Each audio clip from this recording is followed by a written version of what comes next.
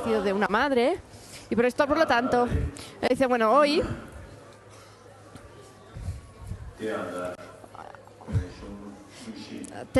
hoy vamos a ver este texto en sí, como el comentario de la bodhicitta, la mente de la iluminación. Y aquí tenemos una generación de la bodhicitta también. Entonces me ha parecido que podíamos hacer un ritual de generación de la bodhicitta. Y vosotros ahora habéis hecho este debate sobre la bodhicitta también. Y esto es algo muy auspicioso. Muchas gracias.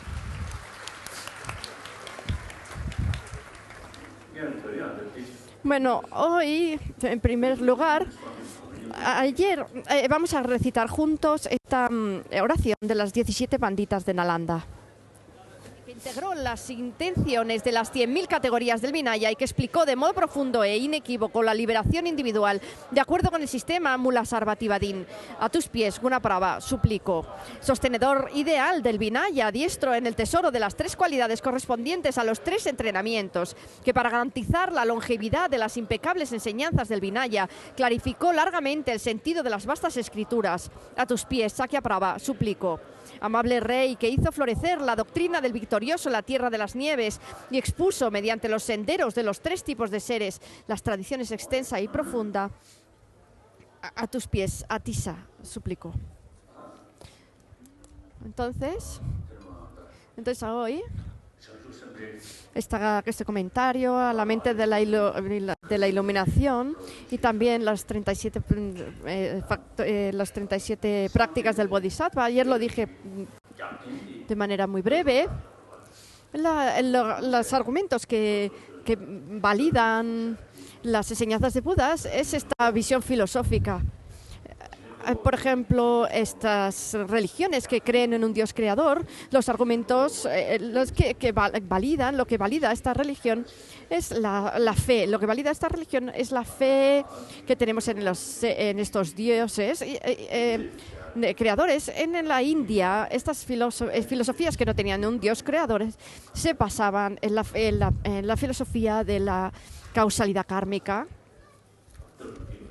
Y a través de esta filosofía, de esta visión filosófica,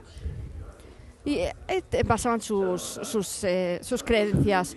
Entonces, este comentario a la mente de la iluminación, desde un punto de vista, Arya Nagarjuna fue su autor, y este texto es un texto muy extenso. Habla de todos los puntos más importantes del Sutra y del Tantra, de una manera muy breve, muy compendiada. Entonces también Nagarjuna, nosotros que seguidores de Nagarjuna, este texto del comentario de la iluminación y también esta bodhicitta, esta mente de la iluminación, nosotros tenemos que todos los días, por ejemplo en el Tíbet, tenemos este texto que habla también sobre la bodhicitta, que es tan conocido entre los tibetanos, que es las 37 prácticas del Bodhisattva de Gyaltse Tome. Hoy, hablando del Dharma del Buda, cuando nos ponemos en práctica, también en los 400 versos de Aryadeva, dice, primero revoca lo no meritorio, después... esto es una manera muy escueta de hablar del Dharma del Buda. También Nagarjuna, en el Rosario Precioso, habla de 2 objetivos: el objetivo de alcanzar un buen renacimiento y también el objetivo último, la liberación. Entonces hablaba de estos 2 distintos objetivos. Y para alcanzar un buen renacimiento necesitamos eliminar estas 10 acciones no virtuosas. Esto todos las conocemos. Por ejemplo, una de ellas es no beber alcohol o no tomar intoxicantes. Eso Buda Shakyamuni lo tomó como algo muy importante. En general, nosotros, no cenar, por ejemplo, cuando esta regla de no cenar, para los que están enfermos es especial, ¿no? Ellos tienen, digamos, un permiso especial. Pero el alcohol yo siempre decimos que es mejor no tomar alcohol. Entonces eso nosotros nosotros para la práctica de la religión es para que lo hacemos para transformar nuestra mente.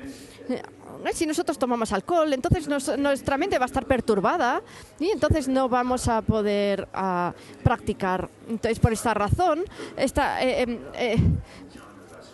si nosotros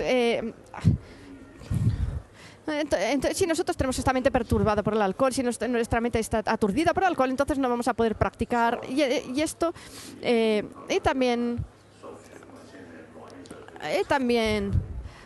tenemos estas otras acciones negativas a evitar, que son también el comportamiento sexual inadecuado y también el refrenarse de robar, de mentir y de matar.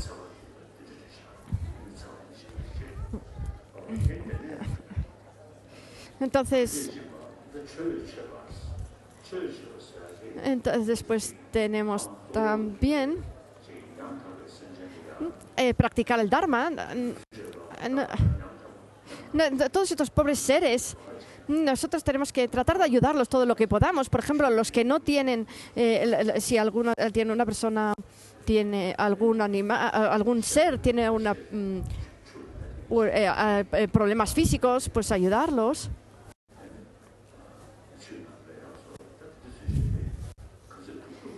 Entonces, intentar ayudar todo lo que podamos a los seres, a prestar nuestra ayuda. Por ejemplo, en este mundo ahora mismo hay mucha gente pobre. Entonces, también hay algunos grupos que ayudan a estas personas. Y esto es algo muy bueno. Por ejemplo, nosotros los niños tibetanos en el mundo, en este mundo hay muchas agrupaciones que nos ayudan, y también hay muchas agrupaciones que nosotros conocemos que ayudan a las personas que tienen menos suerte.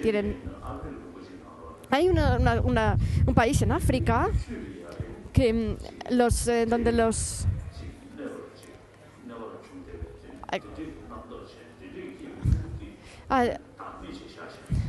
que a los niños que nacen con algún defecto los dejan abandonados. Y entonces esto, me parece que hay, no sé si es Holanda, pero es un país de Europa, y había una familia allí en el que ellos que vendieron su casa y lo que tenían y se fueron a Nigeria. Me parece que era Nigeria, este país africano. Entonces, si nosotros lo decimos a los niños que tenían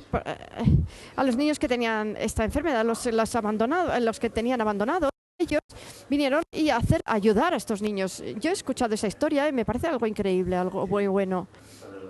Entonces, eso no es que sean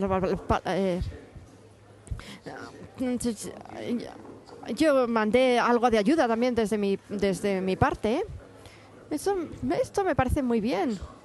Esto es una conducta muy buena, muy amable, a ayudar a los que están, a los pobres.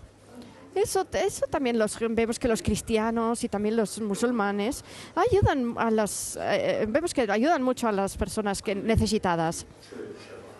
Entonces, esto podemos decir que ellos ayudan a las personas y que practican la religión.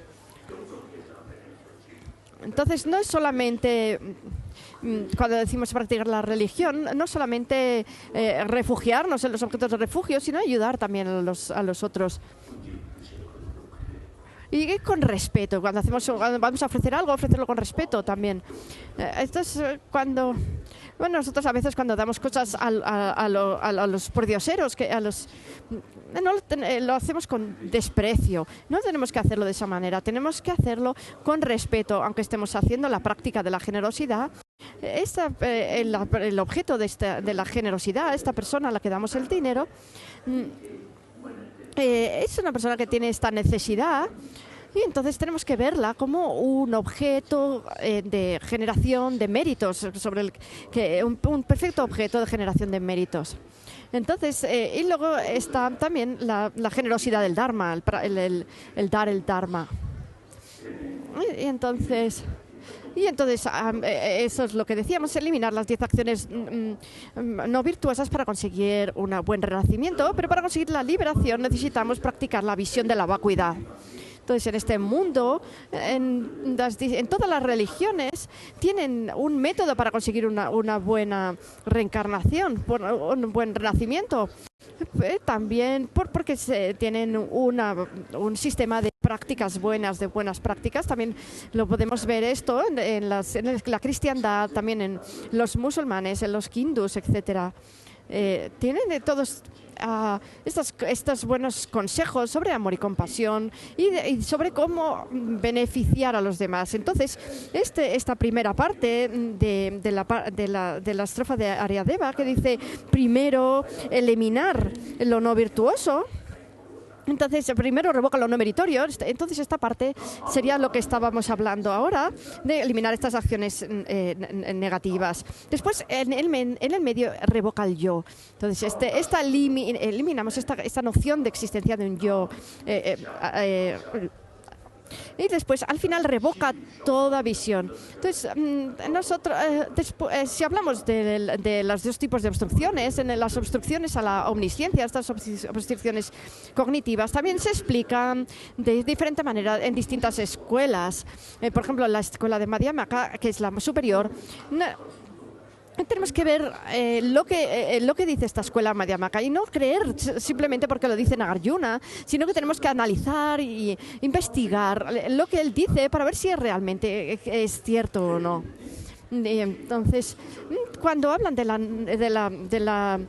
la ausencia de identidad de los fenómenos, tenemos que ver los argumentos que apoyan esta visión. Si nosotros la analizamos a través de argumentos, también la Tsongkhapa decía que tenemos que utilizar este camino de la lógica para conseguir una certeza profunda sobre estos conocimientos, y por esta razón, si nosotros no encontramos argumentos en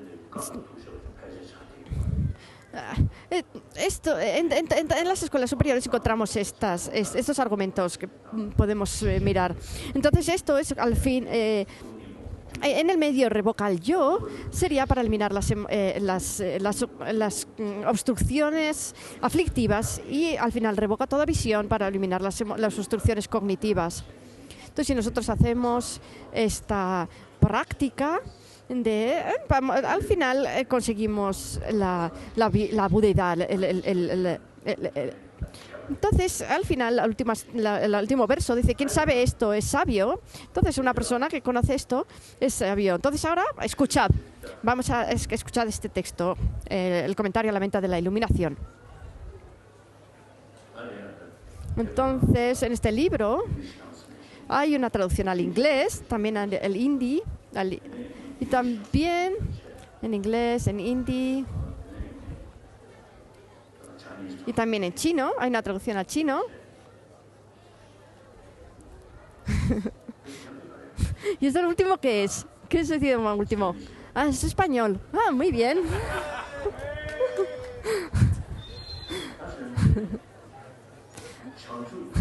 Entonces, comentario a la mente de la iluminación.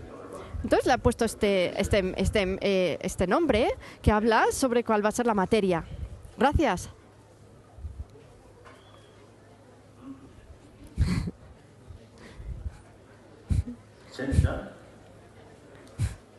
Entonces, por esa razón, cuando hablamos de la bodhicitta, principalmente está hablando de la bodhicitta última. Entre la bodhicitta última y la bodhicitta convencional, estas dos, ahora va a hablar principalmente de la bodhicitta última. Esta bodhicitta última se refiere a esta mente que que comprende la vacuidad de manera directa y que está apoyada por la bodhicitta convencional. Entonces, en este momento, cuando hablamos de la bodhicitta, esta bodhicitta última no solamente esta mente que comprende directamente la vacuidad, sino también que estas mentes más burdas cesamos estas mentes más burdas y hacemos manifiesta la mente clara. Y desde esta mente clara comprendemos la vacuidad de manera directa. Y entonces es así como tenemos que comprender la bodhicitta última. También en Guhya Samaya, si nosotros seguimos el Tantra de Guhya Samaya, hay dos etapas, la etapa de generación y la de consumación. Estas dos etapas. En la etapa de generación también tenemos los distintos aislamientos, es el aislamiento corporal, el aislamiento oral, etcétera. También el aislamiento mental, estas tres etapas, y después está el cuerpo ilusorio. Y después de conseguir hacer manifiesto este cuerpo ilusorio, la noción de existencia verdadera tiene este antídoto directo. Y entonces, en ese momento, generamos este antídoto que mezclado con este cuerpo ilusorio, junto con este cuerpo ilusorio. Entonces meditamos en esto y entonces a través de utilizar este cuerpo ilusorio que nosotros acumulamos la acumulación de méritos y gracias a esto nos enfocamos de manera directa y unificada en la vacuidad y se manifiesta la luz clara en ese momento. Y en ese momento la persona que está meditando se convierte en un Arya y genera el antídoto directo a la noción de existencia verdadera. Entonces es esta luz clara que comprende directamente la vacuidad. En este momento, cuando estamos hablando de la bodhicitta última, nos referimos a esto. Entonces, eso también en el Tantra de Guhya Samaya, cuando dice carente de toda entidad, etcétera, esta parte es esto viene del Tantra de Guhya Samaya. Entonces, este texto de esta primera estrofa. Y entonces puesto que es un comentario a esta bodhicitta última, tal y como se explica en el Tantra de Guhya Samaya, se le llama el comentario la mente de la iluminación. Entonces tenemos todos estos comentarios traducidos al tibetano, por ejemplo, y también los sutras de Buda Sakyamuni. Hay algunos se tradujeron también desde el chino. ¿Qué dices? Por ejemplo, el sutra que revela el pensamiento. Hay un comentario chino muy bueno. Vosotros los niños, a lo mejor estáis escuchando algo nuevo. Dicen, nosotros normalmente hablamos decimos que el ornamento es de Maitreya, el ornamento. ¿Y dónde está Maitreya? Está en Tusita, el cielo de Tusita. Y este cielo de Tusita tiene 33 cielos y después está el cielo de los 33, después está el Tusita. Y entonces hay este sistema de distintas tierras puras y allí encontramos a Maitreya. Maitreya es el Buda del futuro y nosotros hacemos oraciones para que venga pronto a este mundo. Entonces, este Maitreya que habita en Tusita, en el cielo de Tusita, es una deidad y por eso no es una deidad que se muestre con una consorte. Entonces él tomó este nombre, Maitreya, que significa amor, porque nació de una mujer que fue llamada algo relativo con el amor. Es que estuve hablando con unos grandes expertos chinos sobre esto y entonces me decían que Buda Maitreya en realidad no era una deidad, sino que tenía un cuerpo humano, era humano. Dice, bueno, eso a vosotros a lo mejor nos interesa demasiado tanto si Maitreya es una deidad como si eso es un ser humano. El caso es que sus textos son asombrosos, tenemos que estudiarlos. Entonces, hay 10 volúmenes sobre esto que están traducidos al tibetano y que están traducidos del chino. El resto, los 300 restantes volúmenes están traducidos desde el indio directamente. Entonces, para nosotros saber que estos textos están traducidos del tibetano, del indio, se pone el título en sánscrito al principio. Es una costumbre que teníamos los tibetanos para saber el origen de la traducción. Entonces, aquí dice título en sánscrito, Bodhicitta Vivarana. Y después hay las postraciones, me postro ante el glorioso Vajrasattva. Entonces, como se tradujo del indio, hay distintas cestas de la doctrina. Entonces, para saber a cuál de las cestas de la doctrina pertenecía el texto en el que se iba a traducir, entonces se hacían distintas postraciones. Por ejemplo, si era para el Abhidharma Pitaka, era para me he puesto ante todos los Budas y Bodhisattvas. Si era el Sutra Pitaka para todos los Budas y Bodhisattvas, si era para el Abhidharma no, eso para la Abhidharma Pitaka, para el Sutra Pitaka, me he puesto ante Maitreya, Entonces, así podíamos reconocer a cuál de las 3 cestas de la doctrina pertenecía a un texto concreto, nada más empezar. Entonces, este texto pertenece a la cesta del Sutra, este texto al Sutra Pitaka, este texto pertenece a la cesta del Vinaya y a la del Abhidharma. Hay un comentario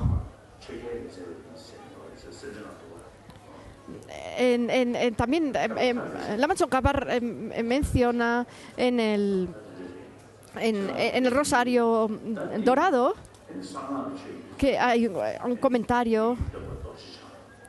Entonces, y este texto, como va a hablar sobre Tantra, va a hacer la mostración al glorioso Vajrasattva.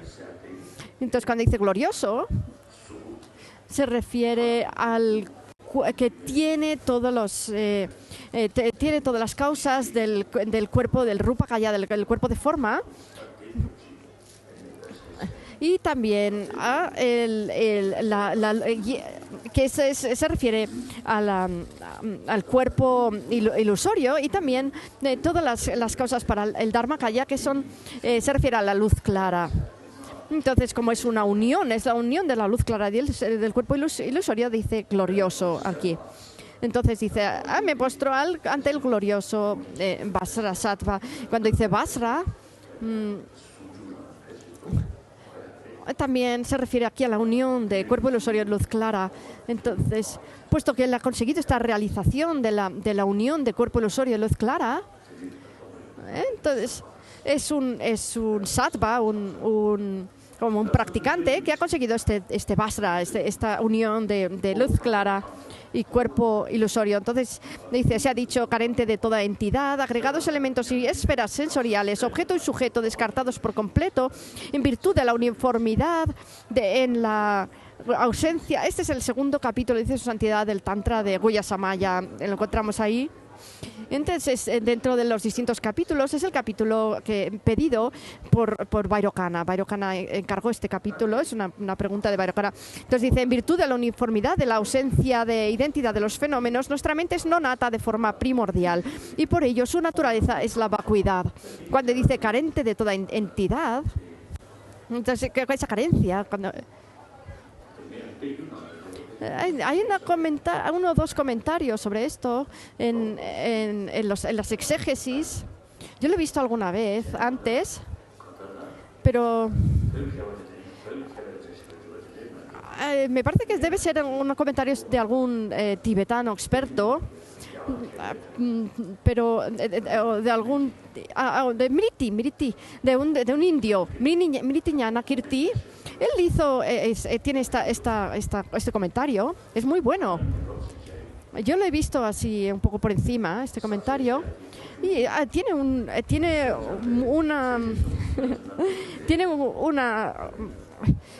índice sobre las materias de este texto muy buenos. Y me parece que yo a lo mejor soy muy atrevido, pero yo creo pero me pregunto si la manera de explicar los tres tipos de fenómenos de Chittamatra, el modo como lo explica Mriti Ñanakirti en su comentario, me pregunto si realmente es correcto. Entonces, este es un texto Madhyamaka. Y luego también en estos textos Madhyamaka tenemos el Buddhapalita, ese texto. Y también de Baba Viveka, los comentarios de Baba Viveka, y también de Chandrakirti. Si nosotros miramos en estos textos, podemos ver esta división de una manera muy clara. Entonces, y también la lámpara de la sabiduría, pero bueno. Entonces, eso está muy bien. Cuando dice carente de toda carente de toda entidad. Ayer lo dijimos también, el budismo del Buda, esta filosofía, solamente esta filosofía, pero todas las demás filosofías que no es el budismo dicen que existe un yo separado de los agregados. Todos ellos afirman en la existencia de este tipo de yo separado de los agregados. Si nosotros afirmamos esta existencia, tenemos que pensar cuáles son los argumentos que ellos utilizan para afirmar la existencia de este yo separado de los agregados. Por ejemplo, estas escuelas no budistas hablan de la causalidad kármica. Entonces, ese cuerpo está claro que no viene de la vida anterior ni que va a la próxima vida. Entonces, yo ahora, por ejemplo, tengo 82 años ya. Entonces, este cuerpo, cuando nació, yo no creo que tenga el mismo cuerpo que cuando era pequeño. Este cuerpo ya no está. Pero este yo sí que lo veo. Entonces pienso, este yo que estaba también en el de la madre, entonces en ese momento yo pienso que estaba yo. Entonces por eso tú también, yo digo mi cuerpo, mi mente. Entonces parece como si hubiera un yo que fuera que fuera el dueño, digamos, de este yo y este cuerpo. Como si hubiera un yo separado de la mente y del cuerpo que fuera el dueño de estos. Entonces, por esta razón, nosotros, este yo, cuando hablamos de este yo, entonces es algo que me parece como si fuera algo permanente, como que algo que no tiene un cambio, como si fuera algo independiente, autónomo. Entonces, en cambio, el cuerpo y la mente fuera algo cambiante y algo transitorio. Entonces, si nosotros lo pensamos, lo podemos pensar de esta manera. Entonces, también algunas... de esta manera, este yo, que nos parece como algo permanente, como que algo que no cambia, ¿no? Y también es algo como que no tuviera relación con el cuerpo. Incluso si nosotros hablamos de este cuerpo, no podríamos decir entonces de este yo que nace y que muere, y que tiene una vida y que muere. Si nosotros dijéramos también que este yo no tuviera relación con el cuerpo, entonces no podríamos decir que estoy enfermo. Yo estoy enfermo, porque esto es algo en relación con el cuerpo. Entonces, cuando digo mi cuerpo, mi mente, Entonces, parece como que hubiera un disfrutador, que sería este yo, y un objeto de disfrute, que sería este cuerpo. Nos viene de esta manera, es como nosotros lo pensamos de manera corriente. Entonces, esto es lo que quiere decir carente de identidad también, no existe un yo separado de los agregados. Una vida, una persona, un agente separado de los agregados. Ninguno de estos términos existe. Hablan de algo que exista realmente fuera de los agregados. Entonces, también en otras religiones encontramos esta idea de un alma o de un atma. Entonces, cuando dice después agregados elementos y esferas sensoriales, entonces se refiere a los agregados, por ejemplo, al agregado de forma y los demás. También las 18 esferas sensoriales y los 12 elementos. Entonces, todo esto no existe desde el lado del objeto. Entonces, estas filosofías que hablan de la existencia, por ejemplo, la vaibhásica y sautántrica, hablan de estos agregados elementos y esferas sensoriales como existentes por su propio lado. Y esto no es así.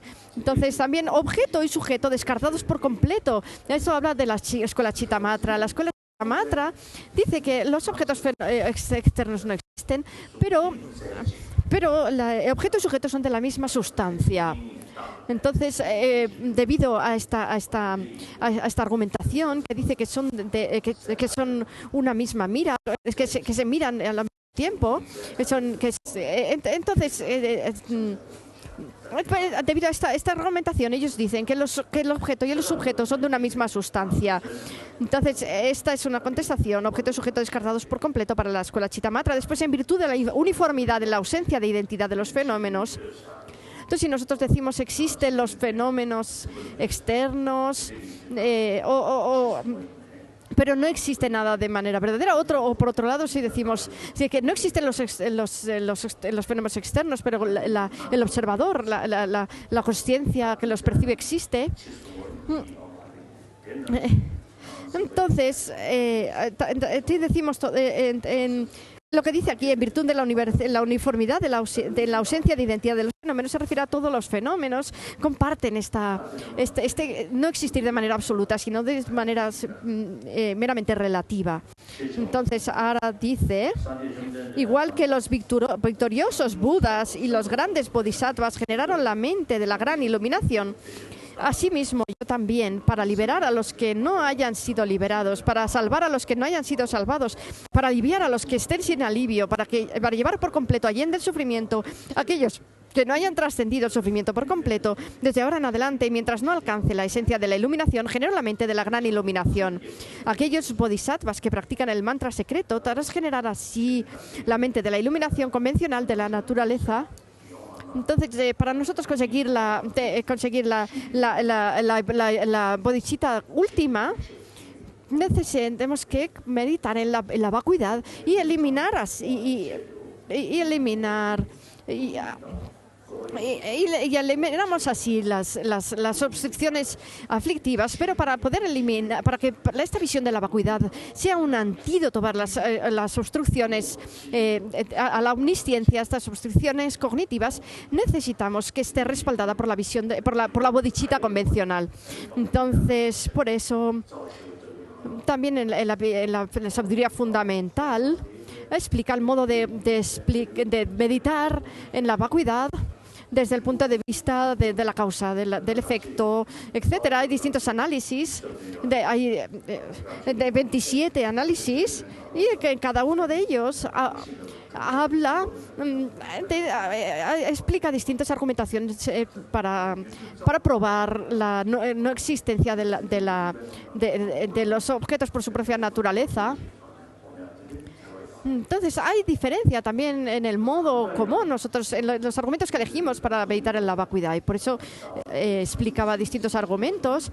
Pero si nosotros no acompañamos esta bodhisattva última con la bodhisattva convencional, esta visión de la vacuidad, la bodhisattva última no va a ser un antídoto para las obstrucciones a la omnisciencia, para estas obstrucciones cognitivas, y por esta razón ahora necesitamos, habla también de la bodhisattva que dice de aquí, de la naturaleza de la aspiración. Entonces, también antes hemos hablado de Papatulte.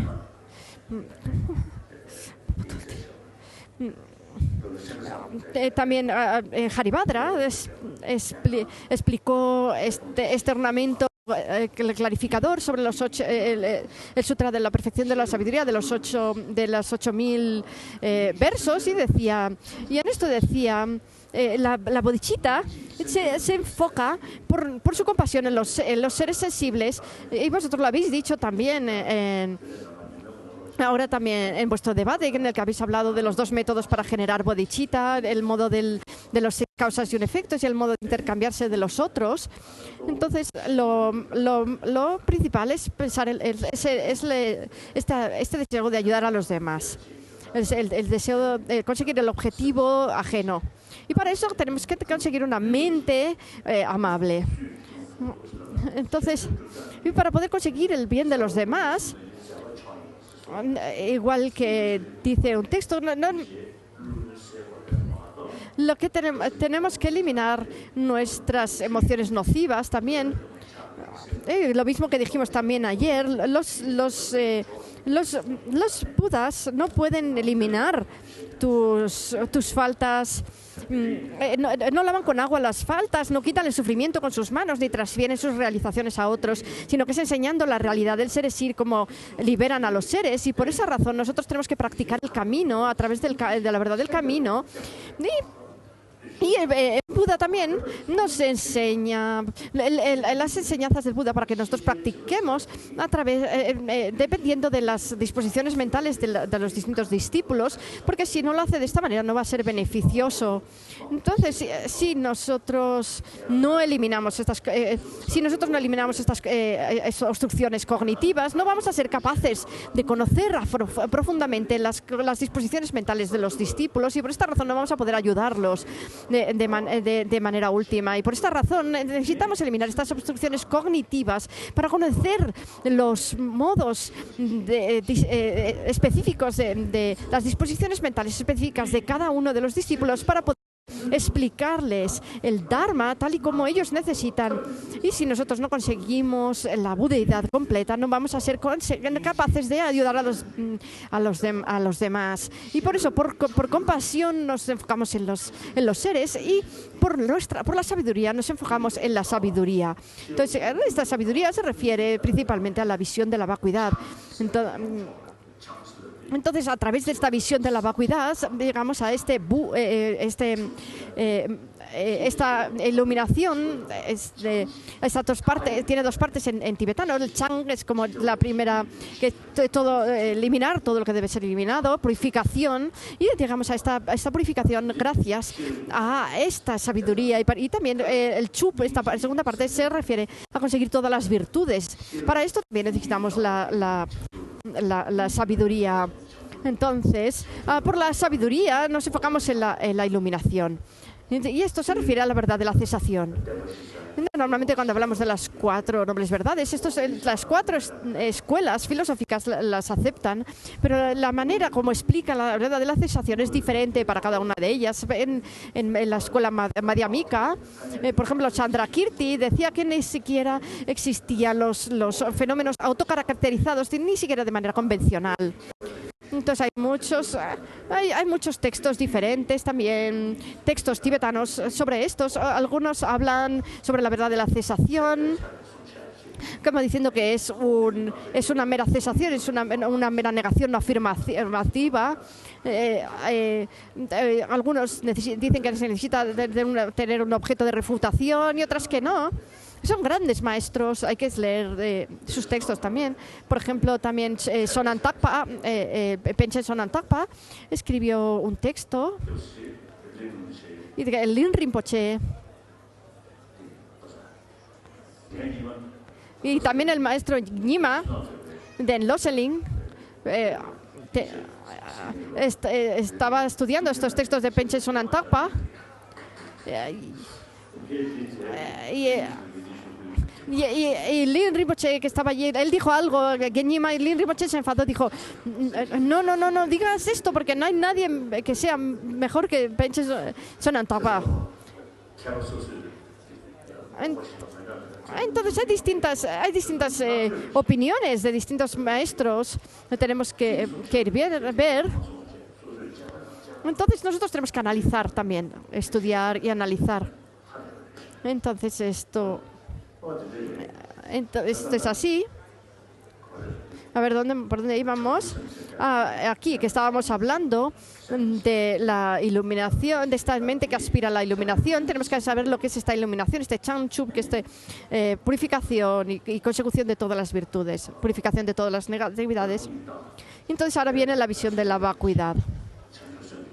Entonces dice, aquellos bodhisattvas que practican el mantra secreto tras generar así la mente de la iluminación convencional de la naturaleza de la aspiración.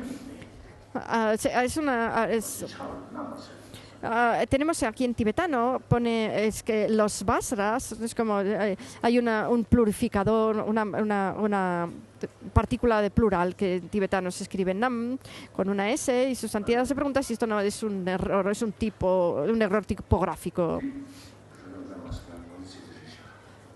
Porque en vez de ser con S, se podría quitar la S y entonces tendría otro aspecto. Significaría aspecto, ¿no? Aspecto, dice, me parece que si ponemos, quitamos la S, esto significaría aspecto en vez de ser la partícula de plural, y tendría más sentido. Entonces, también el plural podría tener un sentido, como si no solamente hay un objeto de refugio, sino que hay más de uno. Entonces podría ser el plural. Tras prostrarme ante el glorioso sostenedor del Vasara, que personifica. Y luego hay otro error tipográfico que dice, no, esto no es que destruye, sino que se refiere al tener miedo al samsara. En tibetano pone jik, pero tendría que poner jik con S, que significa miedo.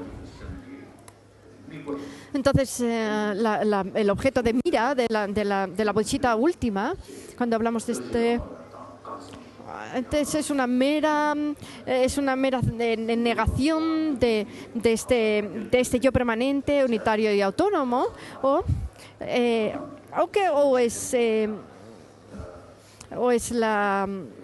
el objeto de refutación puede ser diferentes, o se refiere a lo mejor a que todos los fenómenos externos e internos existan desde su propio lado, o si, por ejemplo, sería el mero objeto de refutación de la escuela esvatántrica madhyamika, que dice que sea un objeto que esté establecido por su propio lado sin ser colocado por una mente correcta. Entonces, por ejemplo, esta escuela esvatántrica madhyamika dice que existen los objetos autocaracterizados de manera convencional. Entonces, ayer también cuando estábamos hablando en el Sutra del Corazón, que también decía la forma es vacuidad, la vacuidad es forma, la vacuidad no es más que forma, la forma no es más que vacuidad. Y también esta parte donde dice que no hay forma ni factores de Entonces, el caso es que mientras exista un objeto de enfoque de la consciencia convencional, entonces no podemos eliminar esta noción de existencia verdadera. había una persona en Amdo que conocía el corazón de memoria, y había uno que no se lo sabía. Y entonces el que se lo sabía de memoria lo recitaba con mucha seriedad. Decía, no hay forma, no hay... y entonces, del mismo modo, la sensación, la discriminación, los factores de compensación. Y entonces el que no se lo sabía de memoria le decía, pero ¿por qué dices? Porque estás diciendo no hay ojo, ni hay ni lengua, ni nariz, no hay ojo, ni oído, ni nariz, ni cuerpo, ni lengua, ni cuerpo. ¿Pero qué estás diciendo? ¿Por qué no dices directamente no hay cabeza? Y ya te acabas antes. Entonces, cuando dice no hay forma, entonces esto dice, cuando dice no hay ojo, no hay... dice, no hay. Entonces, tenemos que pensar a qué se refiere este no haber, no existe. Dice, no existe el cuerpo, no existe el ojo, por ejemplo. Entonces nosotros decimos, o decimos la forma, decimos, o la columna, decimos eso de allí, lo señalamos con el dedo, ¿no? Entonces, también tenemos que pensar de manera profunda si el objeto de refutación de la vacuidad se aparece a las conciencias sensoriales o no. Esto es algo muy importante. Y también saber cuáles son estos objetos autocaracterizados. Y por ejemplo, en Baba Viveka dice que los objetos autocaracterizados existen de manera convencional. Tenemos que ver cuáles son sus razonamientos. Esto es muy importante. Y también en las palabras claras de Chandrakirti, y también en la introducción al Madhyamika, y en el autocomentario a este texto también hay una conversación una discusión sobre la existencia o no existencia de manera convencional de estos objetos autocaracterizados. Sí, por ejemplo, nosotros estamos en una casa. Nosotros decimos que hay un objeto en esta casa. Si decimos, bueno, no hay un poco solamente. Entonces nos parece como que no hay, ¿no? Que no existe. Si dicen, no existe en absoluto. Es más fácil. Vosotros los que estudiáis debate, hay distintos tipos de negaciones, la negación no afirmativa y la negación afirmativa. Entonces, las negaciones afirmativas negan algo, pero afirman algo a su vez también. Entonces, en los textos de Pramana, cuando habla de la negación, también hace esta diferencia. Entonces, también cuando habla de la cognición válida, en estos textos de Pramana, también habla sobre este aspecto de novedad, como que esta cognición válida tiene que saber tener como nueva, una cognición primaria, ¿no? Nueva, el primer momento de cognición. Entonces hay una diferencia también en el modo de ver esta cognición válida de los Madhyamaka, que no hace falta que tenga que ser este primer momento.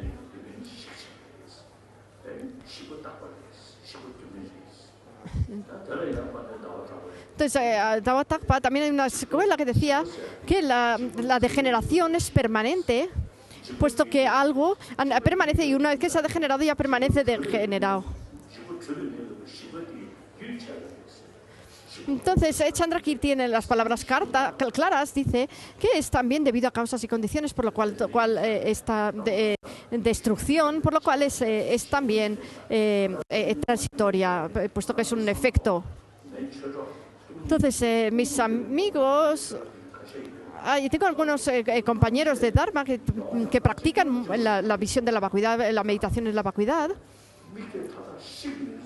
Entonces dice, cuando decimos que tenemos que eliminar todo objeto de mira de la consciencia, eso nos entra un miedo tremendo. Entonces sí, cuando llegamos cuando decimos que existen meramente por conceptos y por nombres,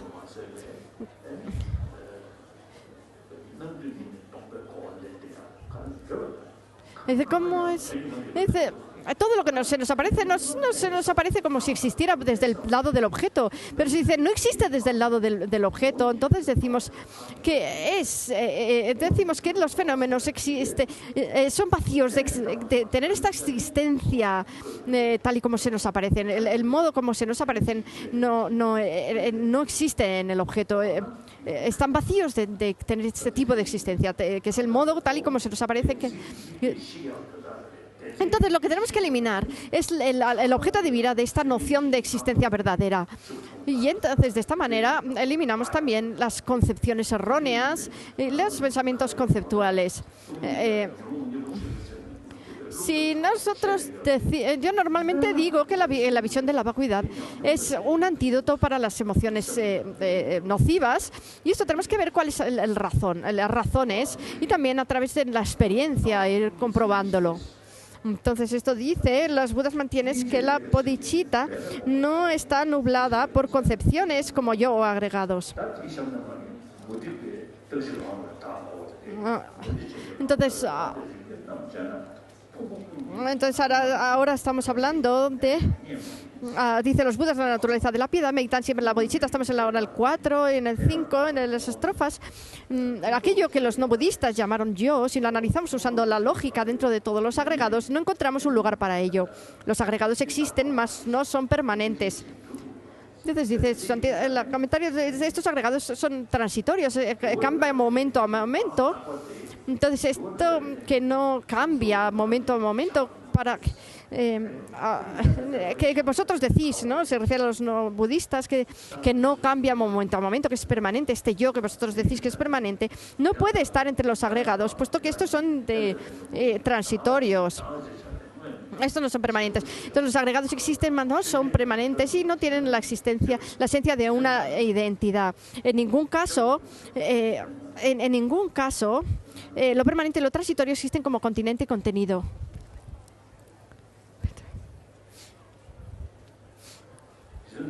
Si lo que llamamos yo...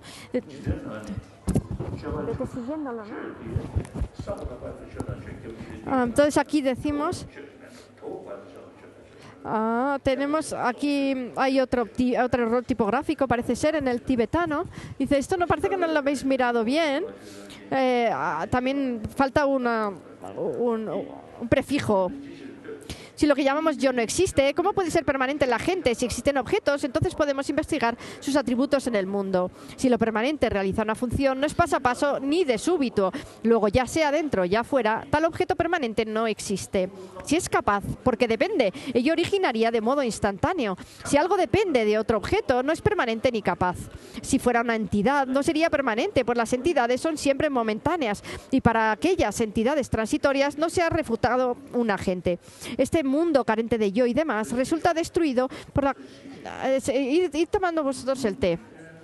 Este mundo carente de yo y demás resulta destruido por la concepción de agregados, elementos, esferas sensoriales, objeto y sujeto, bien destruido por ella. Aquellos que desean beneficiar, enseñando a los oyentes sobre los 5 agregados, la forma, la sensación, la discriminación, la composición y la consciencia, el supremo entre los bípedos. Siempre enseñó también, las formas parecen espuma, las sensaciones parecen burbujas de agua y la discriminación es semejante a un espejismo.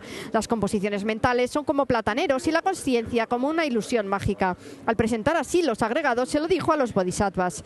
Aquello de la naturaleza de los 4 elementos grandes se dijo bien claro que es el agregado de forma. El resto están por ello establecidos invariablemente como exentos de forma material. En virtud de ello, los ojos, formas y demás, que han sido descritos como elementos, debemos saber que son también esferas sensoriales, objetos y sujetos.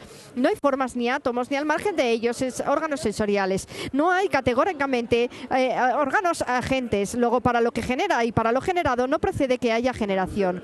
Las formas y átomos no producen consciencias sensoriales porque están más allá de los sentidos. Si fuera que nacen por agregación, ese conjunto tampoco sería alegable. En virtud de su división en función de sus lados, vemos también distintas partes en los átomos.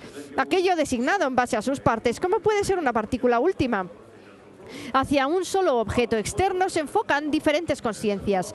Lo que para unos es agradable, desde otra perspectiva es otra cosa. Sobre un mismo cuerpo de mujer,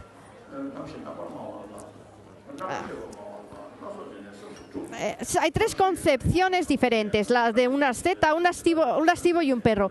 Cadáver, objeto de deseo y comida. Es mediante la semejante que se ejecuta una función. No está la afirmación como ser dañado en sueños. El sueño y la vigilia no hacen diferencias en cuanto a ejecutar una función. De todo lo que se aparece a la consciencia a través de la esencia de sujetos y objetos, no existe objeto externo alguno que sea diferente de la consciencia. Luego no hay en modo alguno objetos externos que sean esencias de objetos. Estas apariencias individuales de la consciencia, dice, ahora está hablando de la consciencia. Si buscamos la consciencia no la encontramos. No sé en qué estrofa está su santidad. Entonces esta consciencia tiene este aspecto de continuidad. Entonces, cuando hablamos de los objetos materiales, podemos hablar en función de sus partes físicas, pero cuando hablamos de la consciencia, cuando hablamos de sus partes, nos hablamos de sus partes temporales. Entonces,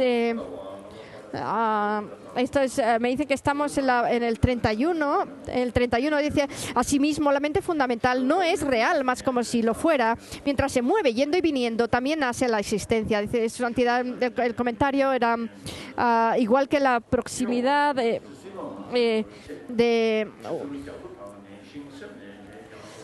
sí, decía, perdón, el 31, lo que se ha pasado ya no está, lo futuro no se ha alcanzado, su permanencia está en completa transformación. ¿Cómo puede existir, pues, lo presente? Estás hablando, ha sido el comentario de su santidad, que decía que las partes de la mente son temporales.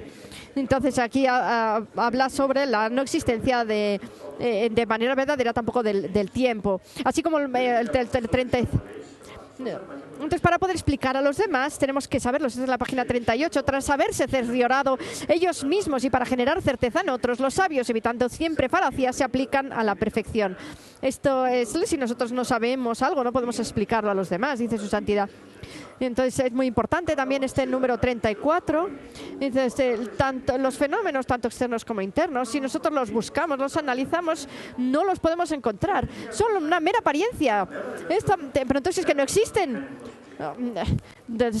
Eso es lo que hemos hablado. No es que no existan.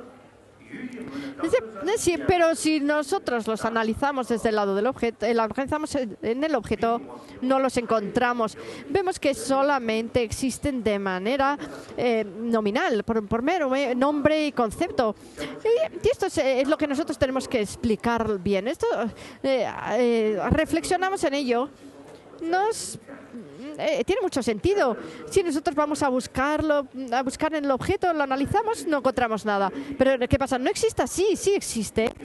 Pero existe. Pero ¿cómo existe? Existe por mero nombre. Es un mero nombre, una mera imputación. Esto viene mucho en los textos, mero nombre, mera imputación. ¿Es así? Entonces dice, cuando decimos es un mero nombre, nosotros pensamos que existen de esa manera, tal y como se nos aparecen, tal y como generamos ese nombre, como que utilizamos ese nombre.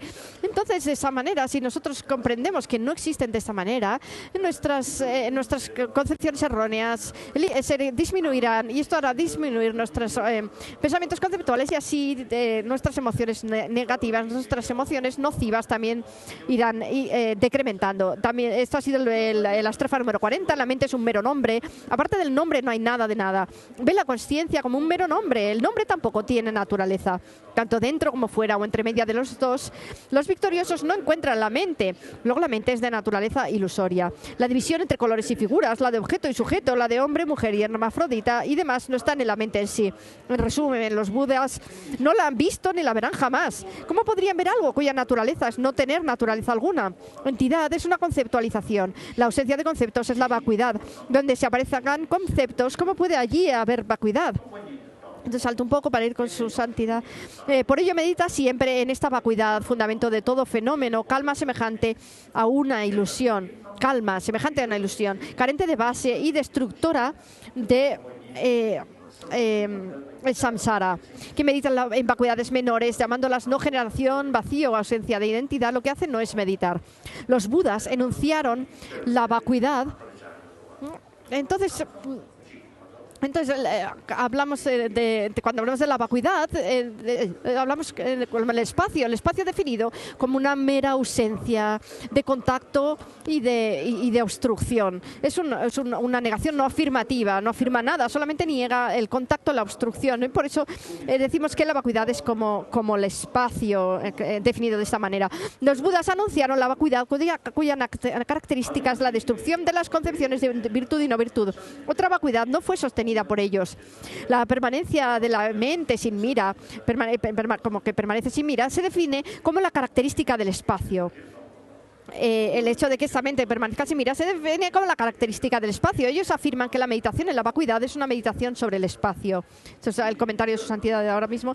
El rugido leonino de la vacuidad asusta a todos los filósofos. Sea donde sea que estos residan, allí y allá la vacuidad se desvelará.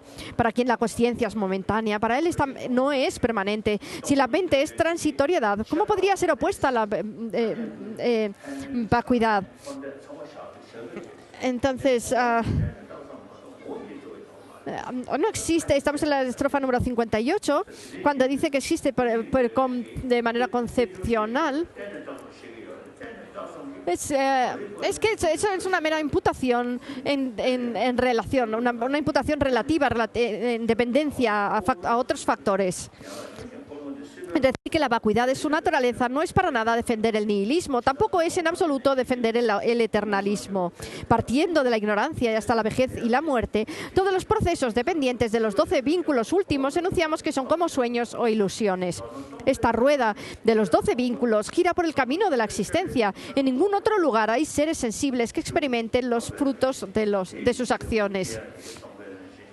Entonces la causa es de la naturaleza vacía y por eso sus efectos también son de naturaleza vacía y de este modo también el agente. Entonces tanto el agente como la acción, como el objeto de la acción son vacíos. Igual que cuando gracias a un espejo aparece la imagen completa de un rostro y aunque este no se muda a aquel, sin aquel no se da esta tampoco. Así también los agregados se unen durante la concepción, mas como los sabios siempre aseguran, nadie nace ni más transmigra a una existencia distinta. En resumen, de los fenómenos vacíos surgen fenómenos de forma vacía, agente, acción, experiencia del fruto y demás. El victorioso enseñó que son convencionales. Entonces ahora está hablando.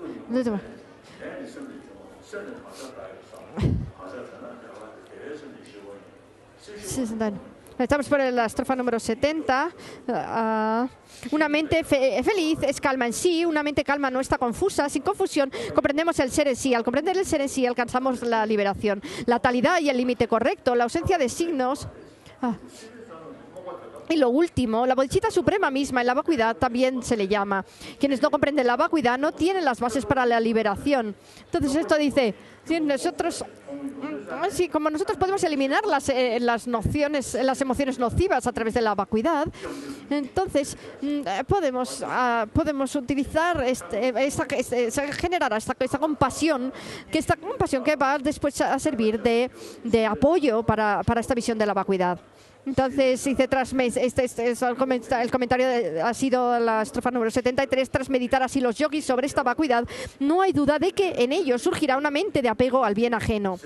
A mi padre, madre y amigos y a todos los seres que me han beneficiado, que todos estos seres pueda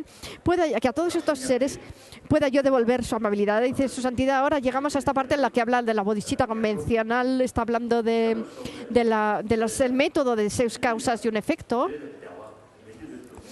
Entonces, y de la comprensión de que todos los seres quieren ser felices y nadie quiere ser infeliz, nadie quiere sufrir. Entonces, de que si nosotros dejamos de lado a los demás y nos preocupamos solamente por cada cual de sí, entonces si yo me preocupo solo por mí y abandono a los demás, esto no va a servir de beneficio ni para los demás ni para mí. En cambio, si yo voy practicando el tratar de preocuparme cada vez más por los demás y dejar más de lado el de intentar conseguir más y más necesidad para mí mismo, Entonces antes hemos estado hablando del no matar, dejar de matar. Por ejemplo, el hecho, cuando dejamos de matar, abandonamos esta acción negativa. Luego también por mi propio bien. Si lo hago por mi propio bien para conseguir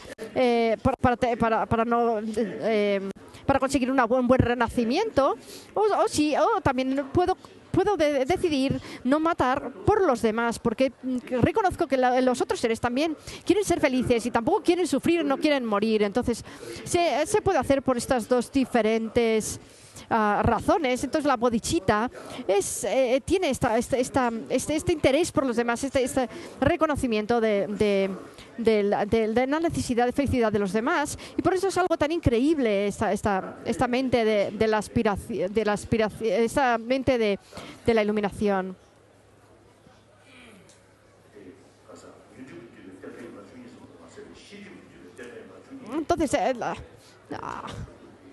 Entonces, sí, la raíz de los 12 vínculos de originación interdependiente, que es esta ignorancia, tenemos que eliminarla, no solamente la que es la raíz de las obstrucciones aflictivas, sino también la que es la raíz de las obstrucciones cognitivas, a través de acompañar nuestra visión de la vacuidad con la bodhicitta convencional. Nosotros en este mundo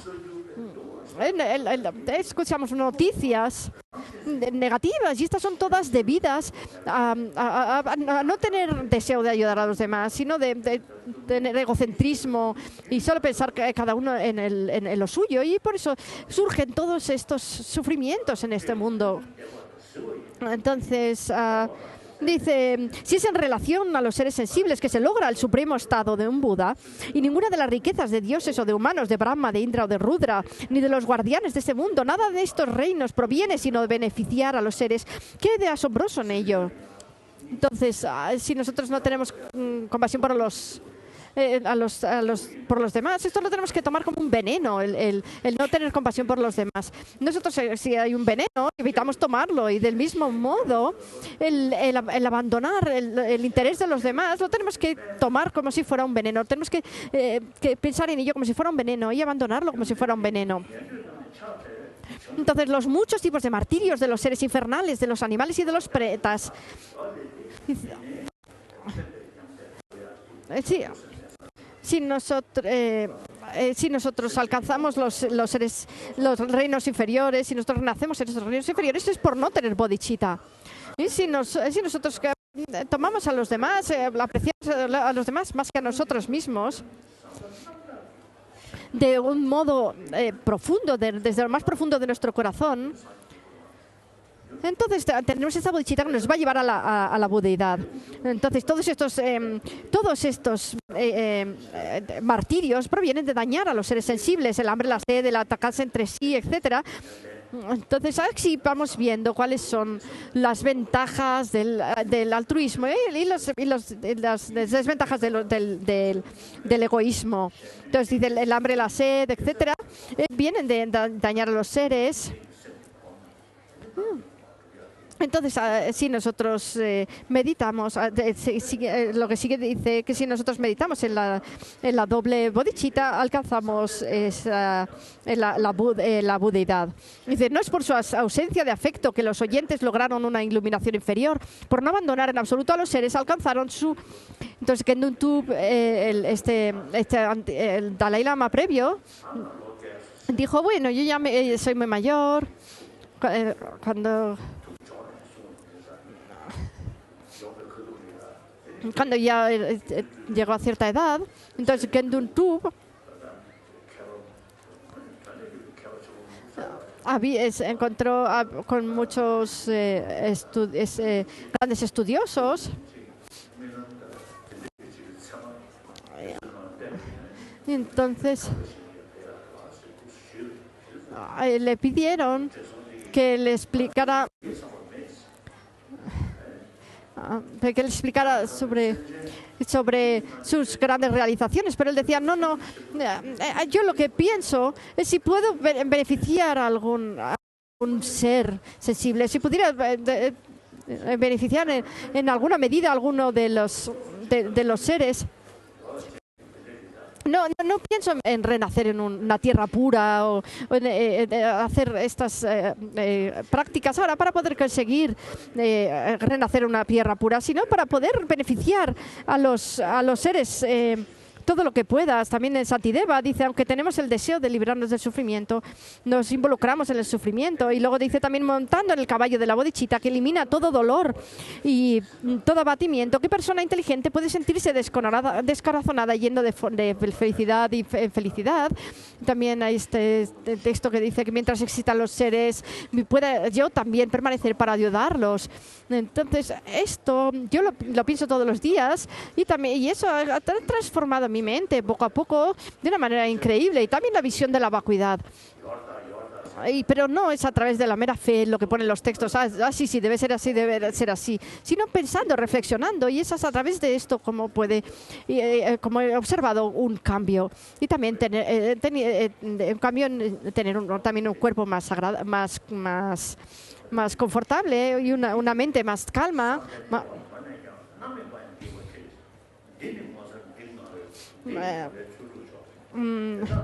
Entonces, quienes declaran el sufrimiento de los frutos, de lo beneficioso y lo beneficioso, ¿cómo pueden mantenerse ni por un instante?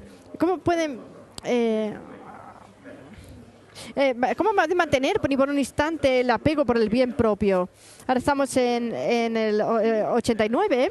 Los que desean proteger a los seres, aunque nazcan en los barros del samsara, no se manchan con las faltas que allí ocurren. Son como pétalos de un loto acuático. Samantabhadra y los demás bodhisattvas, en virtud del fuego gnóstico de la vacuidad, han quemado la leña de los engaños y aún así siguen empapados de piedad. Aquellos bajo el poder de la piedad muestran actividades de partida, nacimiento, júbilo. También en las 12 actividades iluminadas de Buda son también un efecto, dice su santidad, de la bodhicitta. Son un fruto de la bodhicitta. El fruto de la bodhicitta derrota en estas actividades: júbilo, renuncia a un reino, ascetismo, gran iluminación, derrota los maras, giro de la rueda del Dharma, ingreso en el reino de los dioses, y asimismo muestran su ida más allá del sufrimiento. Entonces ahora pasamos al 97. Por haber huellas kármicas de dualidad, se le llama semillas a estas huellas. La conjunción de estas semillas con condiciones produce el brote del samsara. Las enseñanzas de los protectores del cosmos tienen muchos... Entonces aquí está hablando también de los modos diferentes de meditación, también de los oyentes y realizadores solitarios. Las enseñanzas de los protectores del cosmos tienen muchos métodos para adaptarse a las disposiciones mentales de los seres en el mundo, y por ello tienen muchos aspectos diferentes.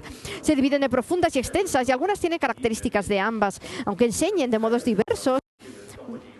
Entonces ahora está hablando de que si alguien dice que no existen los fenómenos autocaracterizados de manera convencional, si alguien dice que esto es una caída en el lado del dualismo, pues que dice aquí que no tiene sentido. Dice que así obran el bien de los seres, siempre con sus cuerpos, habla y mente.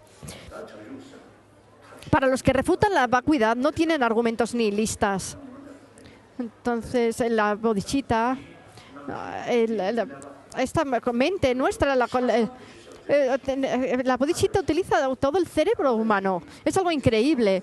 Y si nosotros tenemos esta compasión, esta piedad, esta piedad nos da también una determinación muy fuerte. Es algo increíble. Ni en samsara ni en nirvana residen estamos en el 104. Inclínate ante ellos con todo tu ser. Merecen siempre honor en los tres mundos. Estos guías residen en el mundo para ser representantes de los Budas. Esto es increíble, dice su santidad. Esto es algo que tenemos que hacer nosotros, ¿eh? ¿Lo habéis entendido? Nagarjuna escribió este texto, y tal y como lo escribió aquí, lo tenemos que hacer nosotros también. ¿Lo habéis entendido? Yo ya soy muy mayor, yo hago y he practicado esto, y tengo muchos conocidos míos también han practicado esta bodhicitta, y me parece algo que han generado una mente muy, muy fuerte, y esto es algo que vosotros también tenéis que hacer.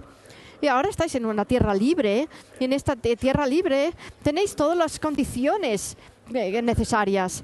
Entonces, todas estas condiciones se han juntado y bajo estas condiciones nosotros tenemos este método que es y tenemos que practicar este método de la visión de la vacuidad y de la bodhicitta convencional.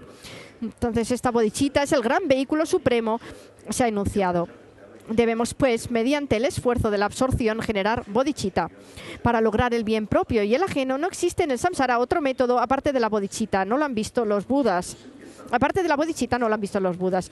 El cúmulo de mérito que se obtiene de la sola generación de la bodhicitta, si tuviera una forma material, excedería aún a los cielos. El cúmulo de mérito de una persona que por un instante medita en la bodhicitta, ni los conquistadores pueden medirlo. Una mente preciosa, sin engaños, es la joya más única y preciosa. No puede ser destruida y robada por los maras, que son los engaños. Así como las oraciones de los budas y de los bodhisattvas son inmutables, así también deben quienes se internan en la bodhicitta sostener esta mente. Aun con asombro debéis esforzaros, como aquí se ha explicado. Ahora es una oración de dedicación de los méritos, que todos los incomparables méritos que haya podido hoy obtener por haber alabado la bodhicitta ensalzada por los conquistadores supremos sirvan para que los que están sumergidos en el oleaje del océano del samsara, los seres sensibles, recorran el camino mostrado por el Señor de los bípedos. Ahora ha terminado este comentario de Nagarjuna, traducido y editado por el abad indio Gunakara y el traductor Rapsi Senyen. Fue después revisado por el abad indio Kanakawarma y el traductor tibetano Patsani Chimatak.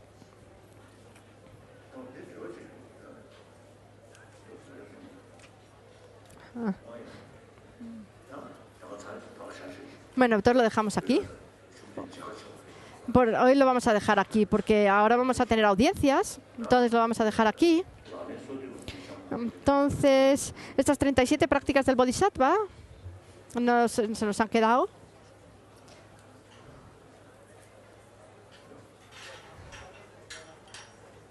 Entonces, pero que nos vienen aquí las 37. Ah, sí, está aquí, está aquí. Entonces no hace falta leerlo porque no queda tiempo. Entonces ahora vamos a hacer la generación de la bodhicitta de aspiración. Entonces para esto, delante de nosotros,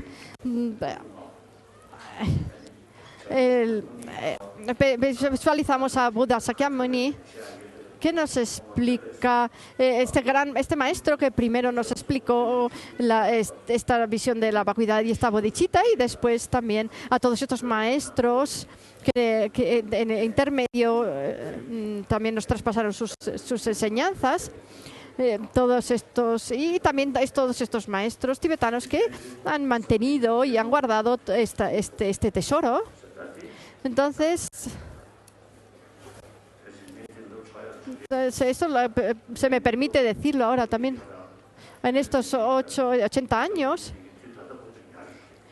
también durante estos 8 años he mantenido y guardado esta sabiduría, pero ahora el turno os toca a vosotros. Si lo decimos de manera clara, vosotros tendréis ahora algunos 20 años y cuando llegáis a los 30 años, pues es posible que yo ya no esté aquí, que haya muerto ya. Entonces, a vosotros acordaros, recordad lo que yo os digo, que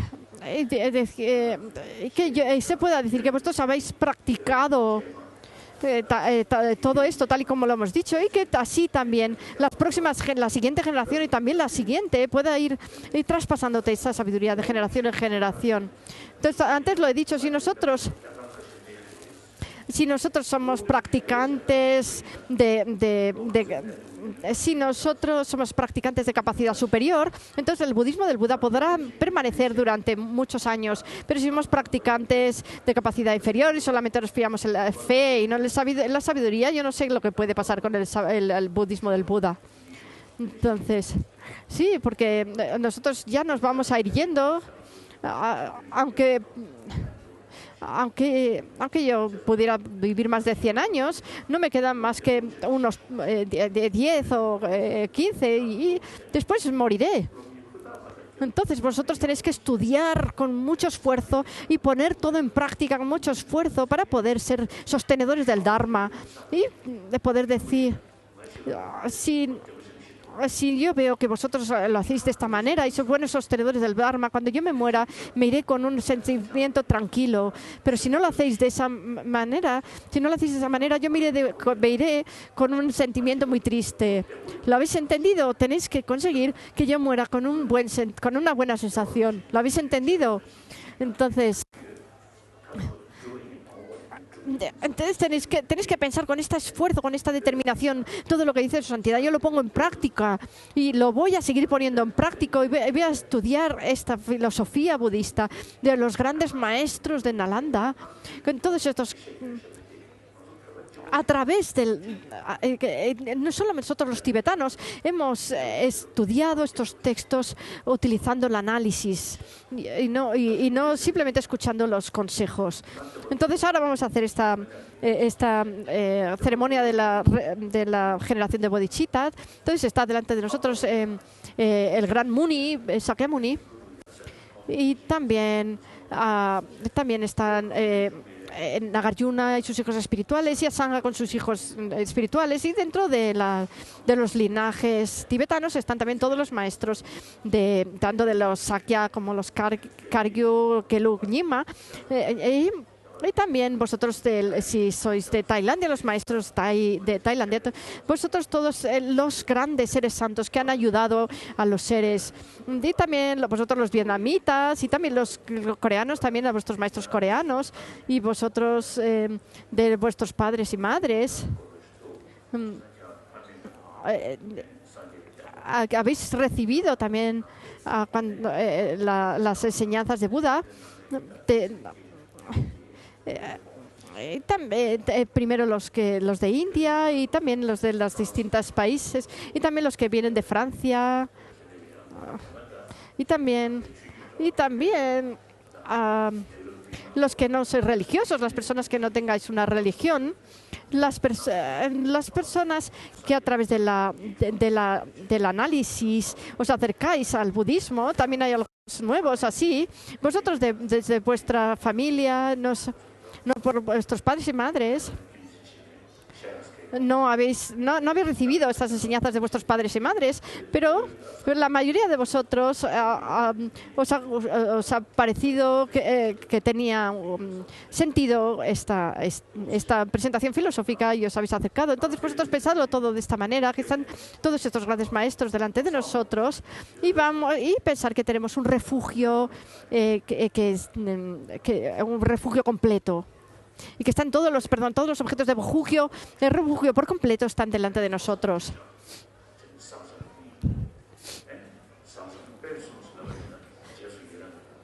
Entonces generamos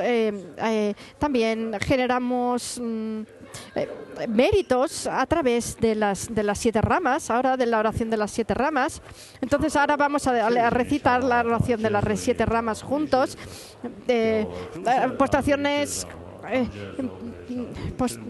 Postraciones, confesión, regocijo, exhortación, petición de enseñanzas, exhortación a los Budas a permanecer y dedicación de toda la virtud acumulada para la iluminación completa. Postraciones, ofrendas, confesión, regocijo, petición de enseñanzas, exhortación a los Budas a permanecer y dedicación de toda la virtud acumulada para la iluminación completa. Antes lo hemos dicho también lo dijimos ayer con los niños también. Había uno de los que estaban debatiendo dónde está, que lo ha recitado antes. Entonces, utilizando esos versos, vamos a hacer este ritual de generación de bodhicitta. No hace falta que tomemos el voto de bodhisattva hoy, simplemente las bodhicitta de aspiración. Cuando decimos sostendré la iluminación de Buda en mi mente, también hacia el Buda, Dharma y Sangha, vuelvo refugio hasta la iluminación para lograr el bien propio y ajeno, generar bodhicitta. Esto es la generación de la bodhicitta de aspiración. Entonces tenemos que pensar que tanto para mi propio bien como para el bien de los demás no existe nada mejor que la bodhicitta. Entonces, si es algo que puede conseguir felicidad tanto para nosotros como para los demás, que puede haber algo mejor. Y la raíz para esta consecución es este pensamiento de beneficiar a los demás, no de dañarlos, no solo no dañarlos, sino que además de beneficiarlos.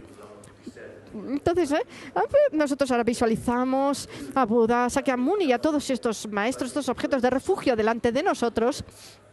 Entonces, si pensamos que tengo la suerte de haber tenido este renacimiento humano y haberme encontrado con las enseñanzas del Dharma, y entonces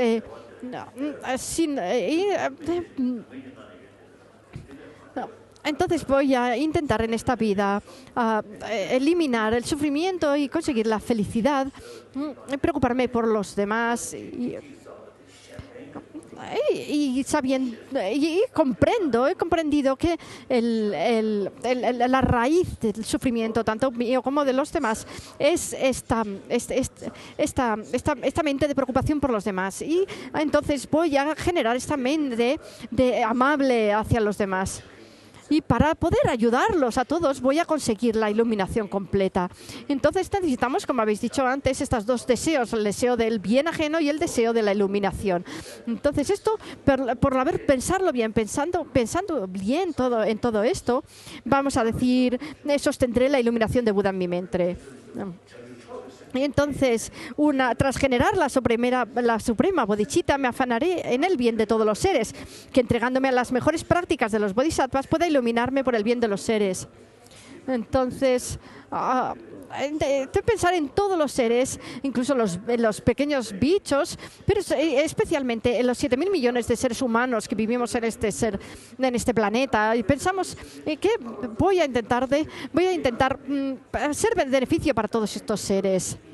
Y voy a esforzarme por el bien de todos estos seres humanos, estos 7.000 millones de seres humanos en este mundo, de manera específica, y también de todos los seres. Y un método para ayudar a todos estos 7.000 millones de seres humanos es convertirnos en una buena persona, tener piedad, una persona con compasión. Esto es algo que nosotros tenemos un método para conseguirlo. Entonces, antes hemos estado hablando que en el tibetano, si nosotros estudiamos mucho, entonces en el futuro somos grandes sabios, entonces podremos ayudar en gran medida a este mundo. Vosotros también, en China, en Corea, en Vietnam, hay todos estos centros budistas también, y también en Tailandia. Tenemos vosotros, todos estos amigos del Dharma, tenéis que, todo lo que podáis, mejorar, aumentar esta mente de beneficio para los demás. Entonces, los que seamos budistas, de familia, o los que seamos nuevos budistas, nosotros somos seres humanos por igual. No hay ninguna diferencia, tanto si somos budistas como si no somos budistas, como somos católicos, cristianos, etcétera. Hay una diferencia en la segunda etapa, pero en la primera etapa, en el nivel más básico, somos todos iguales. Yo siempre lo digo, yo no pienso soy budista, yo soy el Dalai Lama, yo pienso soy uno más de todo esto, entre estos 7.000 millones de seres humanos que hay en este planeta. Sí, pero si lo piensas así, yo soy un ser humano y los demás también, somos todos iguales en esto, somos más felices. Entonces, claro, toda la gente que te encuentras del país del que sea, enseguida te haces amigos con ellos. En India, el otro día también, había un indio que se hizo amigo mío y yo le decía de broma, no lo conté el otro día, que le decía de broma, yo duermo durante 9 horas y durante 5 horas hago esta meditación analítica. Y mi mente se ha vuelto muy, muy afilada, soy muy inteligente y yo puedo tomarle el pelo a la gente. Y entonces este sacerdote indio me dijo, yo solamente duermo 5 horas, así que no puedo tomarle el pelo a nadie, no puedo engañar a nadie. Entonces, ¿qué si tú te encuentras con quien sea que te encuentras, si tú piensas, somos seres humanos, otro ser humano, entonces todas las barreras se eliminan y podemos ser amigos. Entonces, sí tenemos esta idea de soy un mero ser humano, esto es algo muy beneficioso. Si piensas, no, yo soy budista, yo soy tibetano, o incluso más allá, yo soy el Dalai Lama, entonces me quedo sin amigos. Si yo pienso, soy el Dalai Lama, como yo solo hay un Dalai Lama en este mundo, entonces me quedo como yo soy estupendo, y me quedo sin amigos. Entonces, pero en vez de eso, si yo pienso, soy un hermano más, entonces cuando voy a la India, me puedo hacer amigo de cualquier persona con la que me encuentro. Si me voy a Europa o a donde vaya, y con quien me encuentre, yo me puedo hacer amigos de todo el mundo. Sea de la religión que sea o del país que sea. Esto es digamos, una segunda etapa, es un segundo paso, pero en un primer paso somos seres humanos. Desde este segundo paso, que si nosotros tomamos como muy importantes las diferencias en en este segundo plano, y entonces en base a esto nos dedicamos a engañar a los demás, a abusar de los demás, a utilizar a los demás. ¿Qué beneficio hay en esto? Si nosotros, la mayoría de para nosotros eliminar todos los problemas que hemos creado por estas ideologías de vernos diferentes entre nosotros, estos no los tenemos que eliminar a través de la religión, sino a través de algo más básico, este amor, esta compasión y de pensar que todos somos iguales, todos somos seres humanos. Y vosotros, los que venís también de todos los países, haced todo lo posible para que cuando nos encontráis con alguien, a compartir también estas ideas, ¿sí?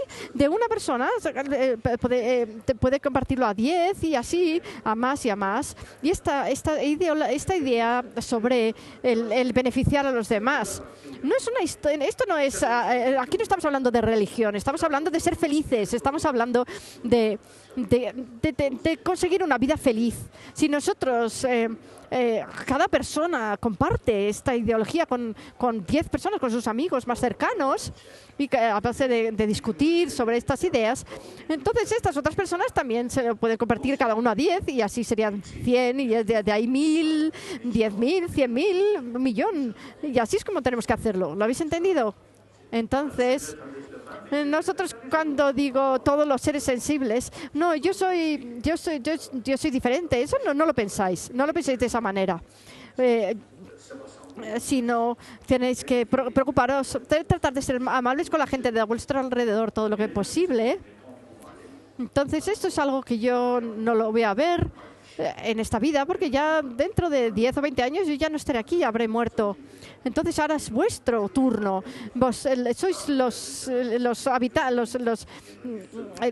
las personas del siglo XXI. Cuando llegue en el 2030, etcétera, que vosotros, si vosotros os esforzáis mucho, entonces podréis transformar vuestra mente. Tenemos esta esperanza. Y esto tenéis que tomarlo como vuestra responsabilidad. ¿Lo habéis entendido? Yo digo a veces en broma, yo hago esa diferencia entre la gente del siglo XX y del siglo XXI. Vosotros sois los del siglo XXI, nosotros somos los del siglo XX. Entonces, la gente del siglo XX ya nos iremos yendo, nos iremos muriendo. Por ejemplo, cuando dicen cristianos, los cristianos dicen, cuando me muera me puedo ir al cielo o al infierno. Pero si me voy al infierno, voy a pedir que me den permiso después de una semana para venir a vigilar al mundo, a ver lo que estáis haciendo. Entonces, voy a poder mirarlo y entonces saber la gente del siglo XX, del siglo XXI, si se comportan igual que los del siglo XX, engañándose, abusando de unos de otros, matándose unos a otros. Si siguen de esa manera, si veo que la gente permanece en esta actitud, entonces, después de una semana de vigilar lo que están haciendo, volverá al infierno y les diré, tenéis que aumentar el espacio en el infierno. Dice, porque hay mucha gente que va a venir muchas personas al infierno. Les voy a decir. Entonces, Pero si esta gente del siglo XXI se preocupa como los siglo XX, se dejan llevar por los celos, por la competitividad, por el deseo de ganar a otros, sí. Entonces eso es lo que va a ocurrir. Pero si al revés, si la gente veo que se ayudan unos a otros, que cooperan, entonces bajaré al infierno y les diré, por favor, achicarle el infierno porque no va a hacer falta mucho sitio. Entonces, vosotros sois la gente en la que yo pongo mi esperanza, somos la que tenemos nuestras esperanzas. También y también los tibetanos, los de la tierra de las nieves. Tenemos estos 6 millones, también tenemos que estar unidos. Y tenéis que mantener y guardar vuestra cultura tibetana, vuestra tradición tibetana, vuestra escritura, vuestra lengua.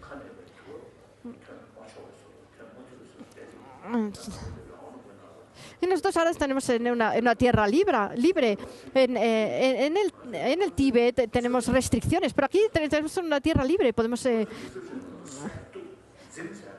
y tenéis que pelear por vuestros derechos. No me estoy refiriendo a que tenéis que pegaros o que matar o que hacer nada de eso, sino que tenéis que mantener vuestra religión, vuestra cultura, vuestras tradiciones. Pero si nosotros no los protegemos, ¿quién lo va a hacer? Hacedlo de esta manera. Bueno, entonces ahora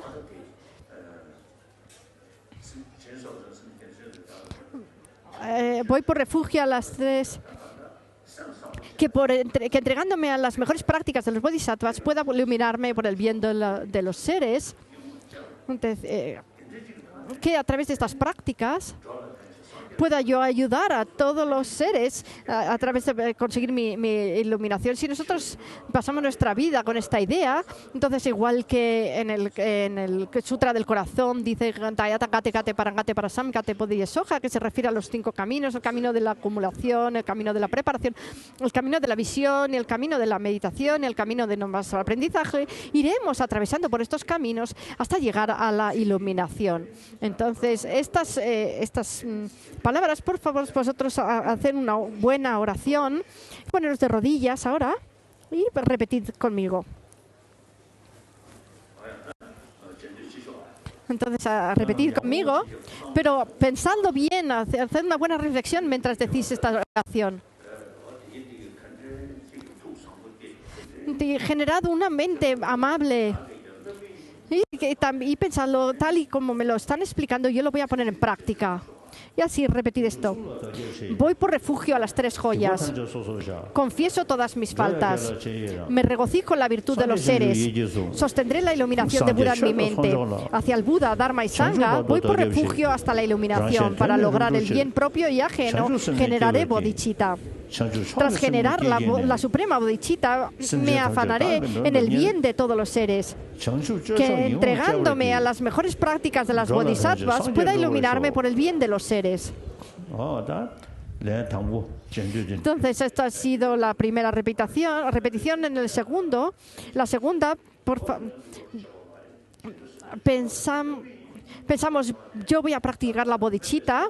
Y una vez que generada esta bodhicitta de aspiración, yo me voy a poner en las prácticas. Entonces, la primera es de palabra y la segunda de práctica. Entonces, la segunda interesa la práctica. Voy por refugio a las 3 joyas, confieso todas mis faltas, me regocijo en la virtud de los seres, sostendré la iluminación de Buda en mi mente. Hacia el Buda, Dharma y Sangha, voy por refugio a la iluminación. Para lograr el bien propio y ajeno, generaré bodhicitta.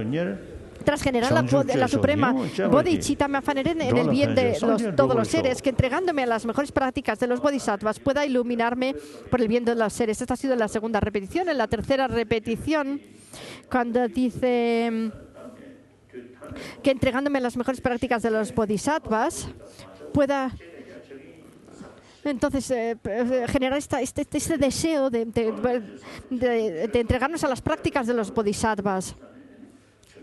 Y Y entonces, que de cuerpo, palabra y mente yo pueda beneficiar a todos los seres. A través de mis 3 puertas, todas las actividades de mis 3 puertas sean para el beneficio de otros. Y entonces que todo mi cuerpo y mis posesiones, mi cuerpo, palabra y mente, y todo lo que yo poseo, sea para beneficio de los seres. Y ahora generamos esta bodhisattva. Voy por refugio a las 3 joyas. Confieso todas mis faltas. Me regocijo en la virtud de los seres. Sostendré la iluminación de Buda en mi mente. Hacia el Buda, Dharma y Sangha. Voy por refugio hasta la iluminación. Para lograr el bien propio y ajeno generaré bodhicitta. Tras generar la suprema bodhicitta, me aferraré en el bien de todos los seres. Que entregándome a las mejores prácticas de los bodhisattvas, pueda iluminarme por el bien de todos los seres. Que la preciosa bodhicitta nazca donde no haya nacido, aumente más y más. Que todos los seres sensibles allá donde estén, que todos los reinos inferiores se queden por completo vacíos y que las oraciones de los bodhisattvas allá donde estén se hagan toda realidad.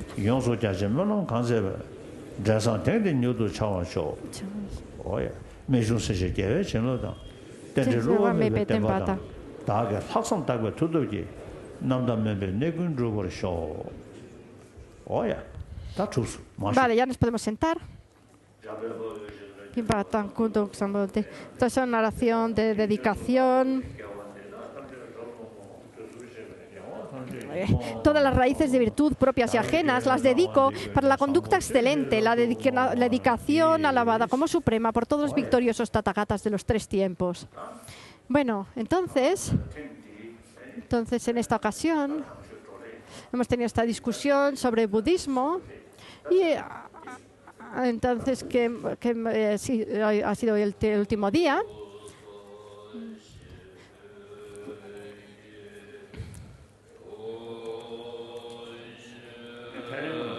Esta base ungida con perfume, cubierta de flores, adornada con el monte Meru, los 4 continentes, el sol y la luna, la imagino como un campo de Buda y la ofrezco.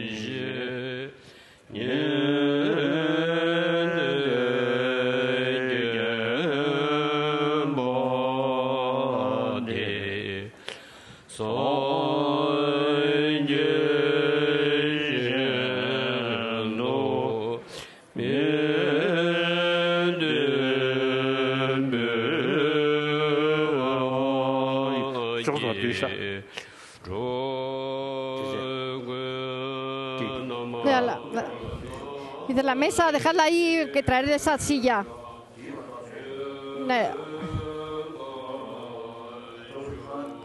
La mesa, dejadla ahí la mesa.